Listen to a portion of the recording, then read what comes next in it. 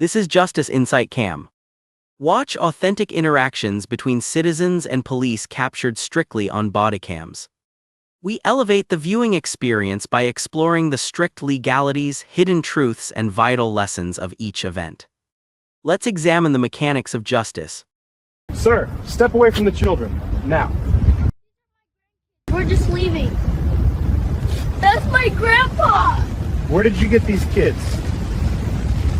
Their mom is inside. I can show you. That doesn't prove anything. The first thing the kids said wasn't help, it was the truth. That's my grandpa. Their voices were small, high, and desperate. The kind of sound that makes adults turn their heads because it doesn't belong in a normal afternoon. The second thing they said was even worse. Please don't take him. It was a bright Saturday in a suburban shopping plaza, the kind with a coffee shop on one corner, a grocery store on the other, and a stream of people moving through the parking lot like water finding the easiest path. 72-year-old Harold Bennett stood beside his car with two grandchildren clinging to his legs. One had a red balloon from the toy store, the other held a paper bag with a soft pretzel inside, still warm. Their cheeks were dusted with sugar and the kind of innocent joy that makes you forget the world can be cruel. Then a patrol car rolled in, not fast, not urgent, slow and deliberate, like the officer wanted the whole scene to notice him. The cruiser stopped 2 spaces away. The door opened. A uniformed officer stepped out and immediately did what people do when they've already decided the ending. He put one hand near his belt. He looked at Harold, and he said, loud enough for strangers to hear, "Sir, step away from the children." Harold froze, balloon string brushing his knuckles. "What?" he asked.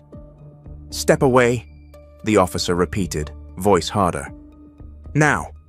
The kids tightened their grip. "That's my grandpa," the older one said again, like it should have ended the conversation. But the officer didn't look at the kids. He looked at Harold the way you look at a problem you plan to solve. "Where did you get these kids?" And just like that, in a parking lot full of minivans and grocery carts, in broad daylight, a black grandfather standing with his own grandkids was treated like a kidnapper. This is the story of how one accusation turned an ordinary family outing into a public humiliation, how a child's fear became evidence on a courtroom screen, and how, in the end, a city paid $3.0 million because a jury, or an insurance company terrified of one, finally said what Harold's family had been saying from the beginning. You don't get to ruin people's lives just because you can't imagine their love. Harold Bennett wasn't a stranger to responsibility. He'd been carrying it for most of his life. He'd raised his daughters through layoffs and late shifts, through the kind of seasons where you stretch groceries, stretch patience, and stretch yourself. He'd worked maintenance at a public school district for decades, the quiet kind of job people only notice when things break. And when his wife passed, grief didn't remove his purpose. It sharpened it. He became Pop, not just a nickname, a role. Pop was the one who picked the kids up when his daughter, Tiana, couldn't leave work early. Pop was the one who knew which snacks were safe for allergies, which cartoon characters were currently cool, which shoes needed replacing because kids grow like weeds. He carried the family's routine in his bones. And this Saturday was supposed to be simple. Tiana had asked him to take her 2 kids, 8-year-old Maya and 6-year-old Jordan, to the plaza for a few errands and a small reward. Maya had earned a perfect spelling score. Jordan had made it through a dentist appointment without tears. Harold had promised them a pretzel and 1 small toy each. Nothing fancy, just normal. They parked near the storefronts, held hands crossing the lot, and laughed about which toy was the best. Harold kept one eye on traffic and the other on the kids, as he always did. The plaza was busy, but not chaotic. It had that suburban calm, people in yoga pants, shopping bags swinging, car doors opening and closing like punctuation. And somewhere inside that calm, a stranger noticed Harold and the kids. not as a family, as an anomaly. The 911 call came from inside the coffee shop. It was quick, casual, almost bored. "I'm at the plaza," the caller told the dispatcher. "There's an older man with 2 little kids. One of them looks upset." "I don't know. It just seems off. He doesn't look like they're, you know." Dispatch asked the standard questions. "Are the kids screaming? Is there a weapon? Is anyone in immediate danger?" The caller hesitated, then did what people do when they want their suspicion to sound like certainty. "I think he might be trying to take them," she said. Trying, might. Those are soft words, but they're heavy when they travel through a police radio. The dispatcher coded it as possible child abduction, suspicious person. And once something is coded that way, it changes the posture of everyone who responds. Not curious, not careful, ready. Officer Daniel Price arrived already tense. He'd been on patrol long enough to know the kind of call that can turn into a headline, the kind of call that makes supervisors ask questions.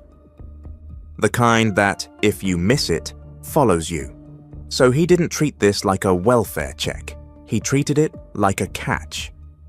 In his body-worn camera footage, the footage that would later become the spine of a lawsuit, you can see him step out of his cruiser and scan the area. He sees Harold, he sees the kids, and instead of walking up with the simplest question in the world, "Hey folks, everything okay?" he starts with control. "Sir, step away from the children." Harold's confusion was immediate. "These are my grandkids," he said. "We're just... step away." Harold took a half step back because he had lived long enough to understand the danger of refusing a command. But the kids didn't. Jordan began to cry. Maya's eyes flashed between Harold's face and the officer's hands. Harold lowered his voice instinctively. "Officer, my daughter is inside the grocery store. I'm watching them. They're with me." "Where's their mother?" "In the store." "What are their names?" Harold answered. "What's your relationship to them?" "I'm their grandfather." "Prove it." That word hit like a slap. Prove it. Harold's mouth opened, then closed, because what do you say when you're being asked to prove something you've proven every day for years? He reached into his pocket. "I've got pictures on my phone," he said quickly, "and my ID and—" "Stop reaching," the officer snapped. Harold's hand froze. He could feel eyes on him now. People turning, people slowing down, a woman with a stroller pausing mid-stride. And the kids, his grandkids, were learning something from the tone of that officer's voice. They were learning that love can be questioned, and that their pop could be treated like a threat. This is where everything could have ended, because a second officer could have arrived and recognized the difference between investigation and public spectacle. Price could have asked the kids gently, "Hey, who is this?" He could have waited for Tiana. He could have checked Harold's phone photos. He could have done a dozen things that would have kept dignity intact. Instead, he escalated.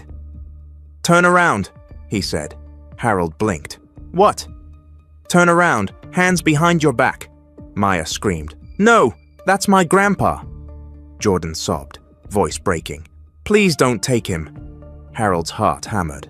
"Officer," he said, voice trembling with disbelief. I'm not kidnapping anyone. My daughter is inside. She can..." "Turn around," Price repeated, louder. And then he did the thing that makes a moment unrecoverable. He grabbed Harold's wrist, not violently, not aggressively, but with authority, a hand that says, "I can." Harold flinched, not because he was fighting, but because he was 72 years old, and someone had suddenly seized him in public. Price's body cam picked it up, and in his report later, that flinch would be called resistance. That's how it happens. A human reaction gets translated into a legal word, and that legal word becomes justification. Quick question for you watching. Have you ever seen someone's entire reality flip because a stranger decided they looked suspicious? If you've witnessed something like that, in a parking lot, a neighborhood, a store, anywhere, drop a yes in the comments and tell me where you're watching from. City, state, country. Because these stories don't belong to one place. They echo. If you care about what happens when everyday families collide with power and prejudice, hit like and subscribe. It helps more people see what gets dismissed as no big deal until it becomes everything. Now back to the plaza, because Tiana was about to walk out of a grocery store and find her father in handcuffs. Tiana came out pushing a cart. She was thinking about dinner, about homework, about whether she had time to run one more errand. Then she heard her kids, not laughter, not arguing, screaming. Her head snapped up, and the world went slow. She saw Maya running toward her, face wet. She saw Jordan frozen by the curb, and she saw her father, her steady, gentle, stubborn father, with his hands behind his back. An officer holding his arm like he was a suspect. "What are you doing?" Tiana shouted, cart abandoned. Price's head turned. "Ma'am, stay back," he warned. "That's my dad," she said, voice shaking with rage. "Those are my kids. Why are you touching him?" Price's posture didn't soften. "We got a call," he said. "A call from who?" Tiana demanded. "Ma'am, calm down." "Don't tell me to calm down," she snapped. "You're handcuffing my father in front of my children." She pulled her phone out, already recording. In her video, you can hear Maya sobbing in the background. You can hear Jordan repeating, "Pop didn't do anything." You can hear the panic, not in the adults, but in the kids. Tiana stepped closer, hands visible. "I can show you their birth certificates," she said. "I can show you pictures. I can show you their school pickup forms. My dad picks them up every week." Price finally looked at Harold's face again. "You said your daughter was inside," he said. "She is," Harold replied, voice low. "I told you." There was a pause, the kind of pause where you can hear the officer's brain backpedaling, but instead of apologizing, he searched for a new angle. "Do you have ID?" he asked Harold. Harold nodded. "It's in my wallet," he said. "Front pocket." Price hesitated, then pulled it out. He glanced at it. The address wasn't updated, because life moves faster than paperwork. Price's eyes narrowed like he'd found something. "This doesn't match," he said. Tiana's laugh came out sharp. "Because he moved last year," she said. "It doesn't matter. He's their grandfather." Price stared at her. "Can you prove that?" There it was again. Prove it. This time aimed at a mother, and this time, Tiana did what thousands of parents have learned to do. She turned love into documentation. She opened her phone, pulled up photos. Harold holding Maya as a baby. Harold teaching Jordan how to ride a bike. Family birthday pictures. Christmas mornings. In every photo, Harold was exactly who he said he was. But Price didn't look relieved. He looked annoyed, because the evidence didn't support the story he'd walked in with. He radioed dispatch, asked for the caller, asked for more details. The caller, back in the coffee shop, suddenly sounded less certain. I didn't recognize him," she said. "That's all. Not a crime, not a threat, not a kidnapping, just a stranger's discomfort." And yet here Harold was. Wrists marked, kids crying, a crowd watching. Price unlocked the cuffs. The metal clicked open. No apology. No, "I'm sorry, sir." No acknowledgement of what he'd done. Just a muttered line that sounded like procedure, but felt like dismissal. "Okay, you're free to go." Harold rubbed his wrists. Tiana stared at Price like she was trying to burn his badge into memory. "You just traumatized my kids," she said. Price shrugged. "I responded to a call," he said, and then he turned and walked away. Like that was the end. Like the kids' fear would evaporate once the cruiser left. like Harold's humiliation would stay contained in the parking lot. But that's not how it works. That night, Jordan refused to sleep. Every time his eyes started to close, he jerked awake. "Are they coming back?" he whispered. Maya wouldn't let Harold hold her, not because she didn't love him, because the last time she saw someone hold him, it ended in handcuffs. Tiana sat on the edge of her bed and stared at the video she'd recorded. Not the part where she yelled, the part where her children begged, "Please don't take him." She replayed it until she felt sick. She thought about the officer's face, the way he said, "Prove it," the way he didn't care what the kids said. And she realized something with brutal clarity. If she let this go, it would happen again. Maybe to another grandfather, maybe to a father, maybe someday to her own son. So she started doing what people do when they realize normal isn't safe. She documented, she requested body cam footage, she asked for dispatch logs, she filed a complaint, and she called an attorney. Attorney Alicia Monroe listened without interrupting. She had the calm, sharp demeanor of someone who'd spent years turning outrage into legal language. In her office, Tiana laid out everything. The phone video, the receipts proving they were shopping, the dates Harold had school pickup duties. Alicia watched the clip where Maya screamed. She didn't flinch. She didn't say, "That's terrible," in a way that sounded like sympathy without action. She said, "This is evidence." Tiana swallowed. "Can we do anything?" she asked. Alicia nodded. "Yes," she said, "and we should." She explained it in plain English. If a police officer detains someone without reasonable suspicion, without facts, without a real basis, that's a constitutional problem. If he arrests or restrains someone without probable cause, that's a bigger problem.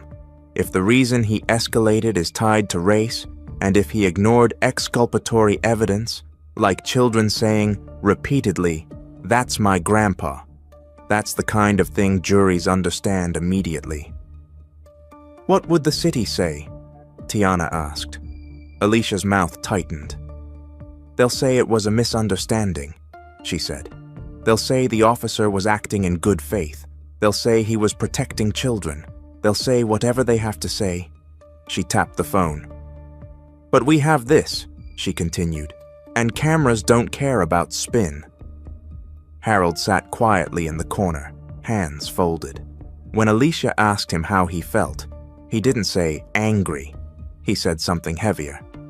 "I feel smaller," he admitted, "and I hate that my grandkids saw me like that." Alicia looked at him. "Then we make sure the city feels the weight of it," she said. The lawsuit wasn't just about money. It was about forcing an institution to admit the cost of its choices. The complaint named the officer, the department, the city. It laid out the facts. A call based on vague suspicion. An officer who arrived already convinced. A detention that escalated into handcuffs. Children who pleaded. A mother who produced proof. A release with no apology. And then the damages. Not just bruised wrists, but bruised trust, sleep disturbances, anxiety. A child who started crying when he heard sirens. A child who started checking the window whenever a car slowed down. The city responded the way cities often do. They denied wrongdoing. They emphasized child safety. They framed the officer as a protector responding to a credible tip.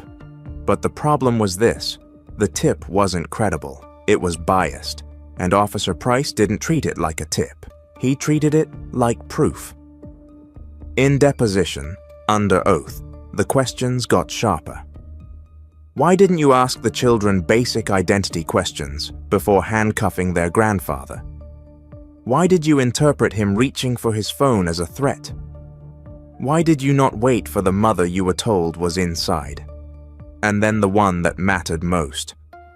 What specific facts did you have that indicated a kidnapping was occurring? Price hesitated. The answer was uncomfortable. He didn't have facts. He had fear and a stranger's discomfort. And the assumption that a black grandfather with two light-skinned children didn't fit. Do you think the officer should have been disciplined immediately, right there, after reviewing the footage? Or do you think departments will always circle the wagons until they're forced to do something? Let me know in the comments, because what the department did next is why this case didn't die quietly. Internal Affairs opened an investigation. A supervisor watched the body cam, watched Tiana's video, and saw the same thing everyone else saw.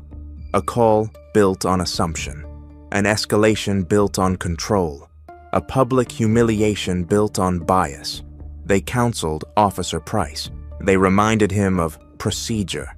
They suggested training, but they didn't fire him. They didn't suspend him immediately. And to the Bennett family, it felt like the system doing what it always does. Minimize, delay, wait for outrage to cool. Except outrage didn't cool, because kids don't forget. Tiana's children didn't suddenly relax because someone in an office wrote counseling on a form. They lived with it. Maya started refusing to go to the plaza. Jordan started saying he didn't like police cars. And Harold began to hesitate before taking the kids anywhere alone. Not because he was ashamed, because he couldn't bear the idea of putting them through that again. That's how a single accusation rewrites a family's freedom.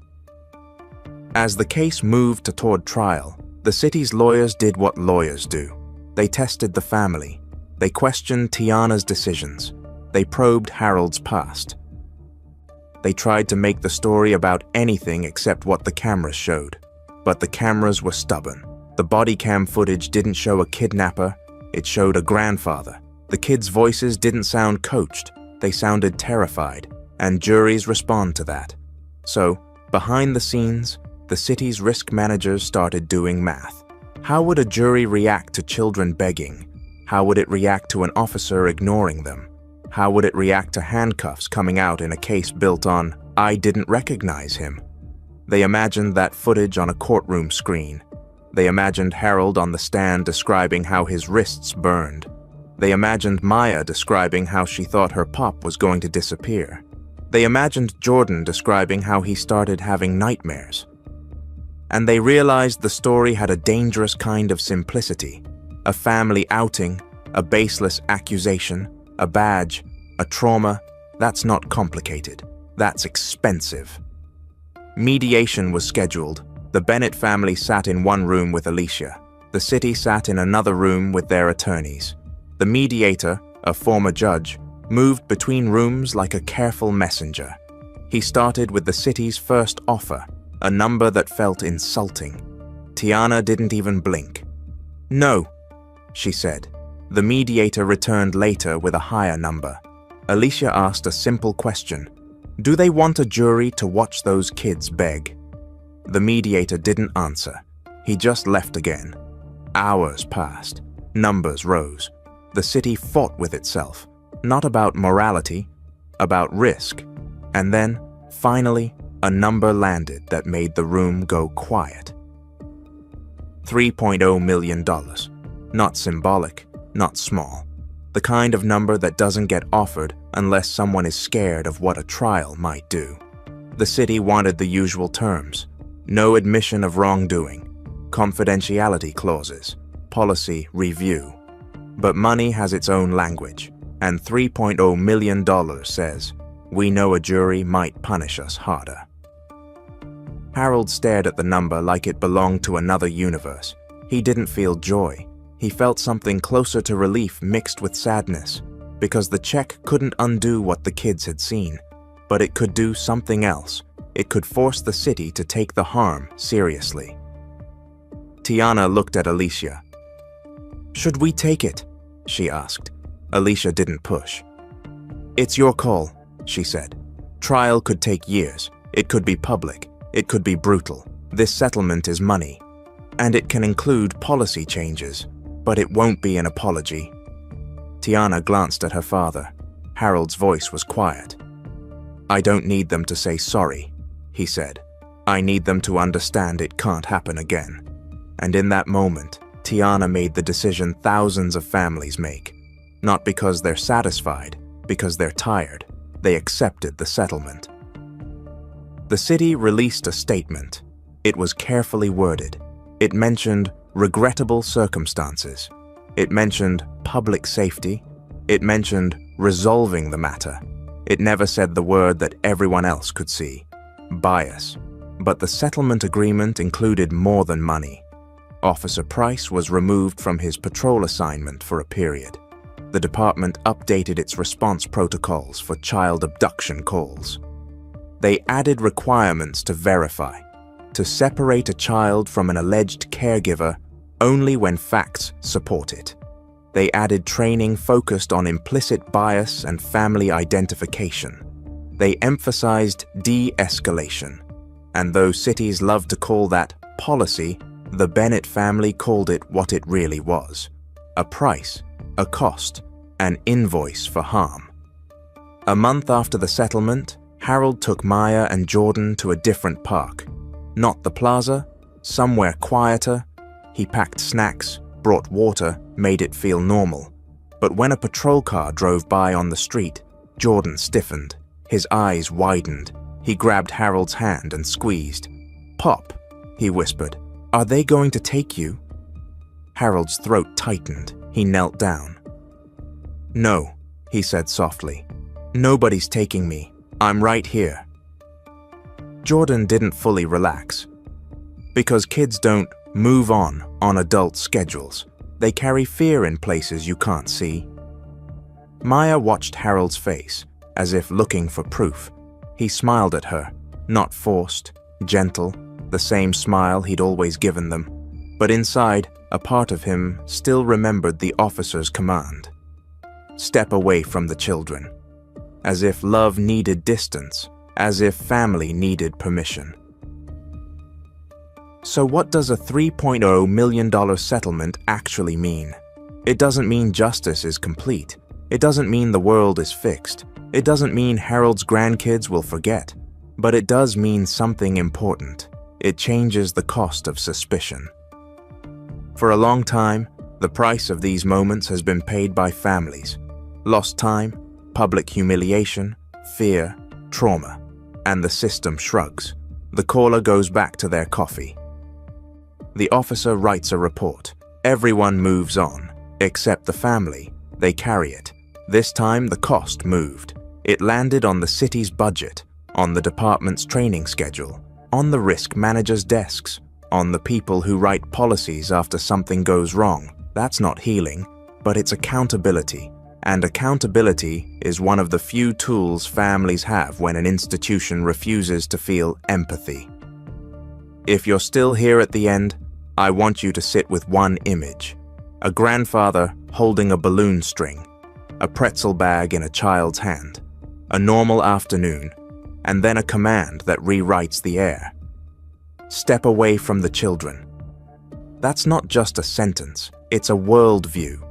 A belief about who belongs, who is trusted, who has to prove love, and who gets to assume it. So the next time you see a kid holding onto an adult's leg in a parking lot, ask yourself what you would see. A family, or a story you've already written in your head. Because the difference between those answers is the difference between a wave and handcuffs, between a question asked gently and a trauma that costs millions.